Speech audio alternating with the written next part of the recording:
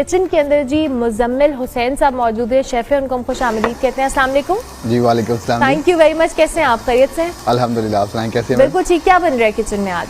आज मैडम हम बना रहे हैं चिकन अचारी हांडी, और हमारा स्पेशल जो है इसमें हम अचार और जो स्पेशल कुलबंजी सौंफ इसके साथ हम स्पेशल ये बना रहे हैं। ये हमारा होममेड मसाला होता है, इसके साथ हम ये बनाते हैं रेस्टोरेंट में। तो ये स्पेशल टेस्ट इसमें होगा। जबरदस्त। मैं रेसिपी भी आपसे पूछूंगी, लेकिन मुझे ब्रेक लेनी है। जब हम ब्रेक के बाद वापस आएंगे और भी गेस्ट हमें ज्वाइन करेंगे और साथ साथ किचन में रेसिपी भी हम